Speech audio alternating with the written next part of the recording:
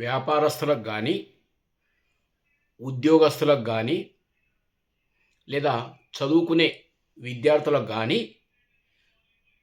కావలసినవి చక్కటి ప్రణాళికలు. మన ప్రణాళికను బట్టి మన జీవితము ఏ స్థాయిలో ఉండాలో ఆ స్థాయిలో ఉండిపోతుంది. అందుకే మనం చేసుకునే ఒక చక్కటి ప్రణాళిక అవసరం.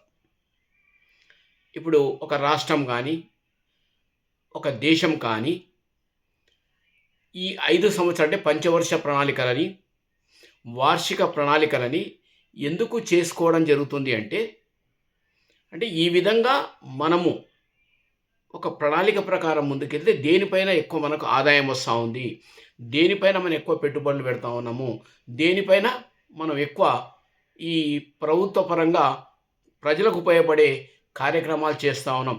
ఇవన్నీ ఒక ప్రణాళిక లేనిదే ఏదైనా కూడా ముందుకెళ్ళడం కష్టం.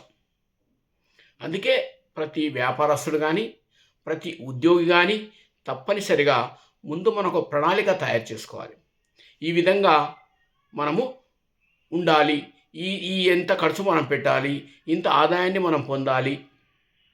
అదేవిధంగా ఉద్యోగస్తులైతే మనం ఈ సమయంలో ఇలా మంచిగా పనిచేస్తే అంటే మన ఉద్యోగ ధర్మం కావచ్చు, మన కుటుంబం ప్రకారం కావచ్చు, అంటే కుటుంబంలో ఉండేటువంటి ఖర్చుల పరంగా కావచ్చు.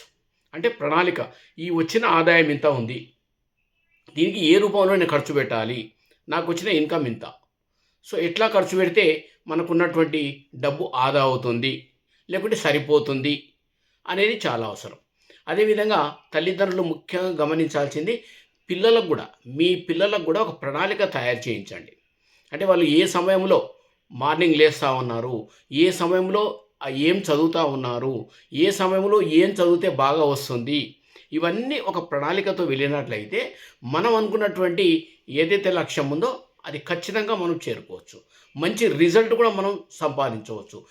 అదేవిధంగా వాళ్ళే కాకుండా ఎవరైతే ఉద్యోగం కొరకు ప్రయత్నం చేస్తూ ఉన్నారో వాళ్ళు కూడా ఒక ప్రణాళిక తయారు చేసుకొని ఈ సబ్జెక్టును ఈ సమయంలో చదవాలి, ఈ సబ్జెక్ట్ ఈ సమయంలో చదివితే నాకు రేపు ఈ పోటీ పరీక్షల్లో బాగా ఉపయోగపడుతుంది, ఈ హార్డ్ సబ్జెక్ట్ ఈ సమయంలో చదవాలి, ఈ సమయంలో నేను రెస్ట్ తీసుకోవాలి. అంటే రెస్ట్ అంటే ఏంటి, మామూలుగా మనం చదివినటువంటి వాటిని మళ్ళీ జ్ఞాపకం తీసుకోవడం, రివ్యూ చేసుకోవడము, ఇలాంటి మనం పనులు ఒక ప్రణాళికతో ముందుకెళ్ళినట్లయితే జీవితంలో ఏ దాన్నైనా కూడా మనము సక్సెస్ఫుల్గా సాధించుకోవడానికి వీలుంటుంది.